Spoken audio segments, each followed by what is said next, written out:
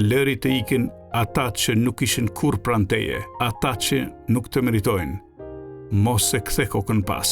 Kjo është ndoshta sfida më e vështirë që do të përballosh në jetë, por njëkohësisht edhe më rëndësishmja. Nuk mund t'i detyrosh njerëzit të kuptojnë, të vlerësojnë apo të duan, sidomos ata që nuk janë të gatshëm që të ndryshojnë. Ndaj ndalo, së harxhuari fjalë me ata që nuk duan që të dëgjojnë. Ndalo së imponuari pranin tënde aty ku ajo nuk është e mirë pritur. E di, natyra jon të shtyn të investosh veten tënde në një marrëdhënie, por duhet të kuptosh se jo çdo përpjekje është e vlefshme. Kur mundohemi të imponojmë veten në jetën e dikujt që nuk është i hapur ndaj nesh, ne shterojmë kohën, energjinë dhe paqen tonë të brendshme, dhe koha është gjëja më e çmuar që ne kemi, një burim që nuk kthehet më.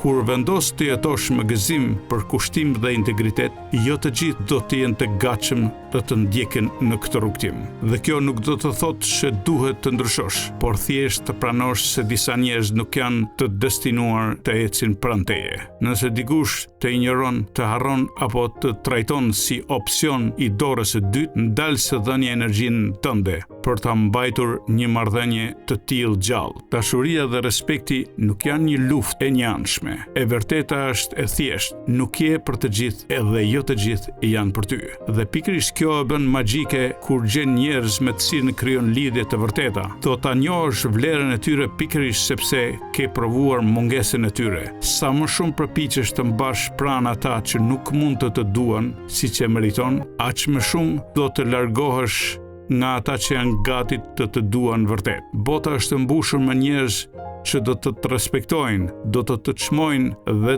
do të jenë të gatshëm të ndajnë me ty një marrëdhënie të ndërtuar mbi ndershmëri dhe përkushtim. Nuk ka arsye të humbasësh veten para ata që të shohin si të zëvendësueshëm, si një mbështetje kalimtare apo si një instrument për të mbushur boshllëqet e tyre emocionale. Nëse ndalon se shfaquri dhe askush nuk të kërkon, ndoshta është sepse prania jote nuk është ndier kurrë vërtet. Nëse ndalon se investuari dhe lidhja zbehet, ndoshta ishte vetëm një iluzion që mbahej gjallë nga përpjekjet e tua. Kjo nuk është dashuri, kjo është një lidhje mbështetur mbi pabarazi. Është përpjekje për të dhënë një shans atyre që nuk e meritojnë. Dhe ti nuk ke ardhur në këtë botë për të shpëtuar askënd, për të bindur dikë të ndryshoj ajo që vërtet ti meriton. Është një rreth njerëzish të sinqert, të përkushtuar, të ndershëm, që nuk e bëjnë të vështirë dashurinë dhe miqësinë. Dhe kur të vendosësh të mos harxhosh me kohën dhe energjinë tënde për ata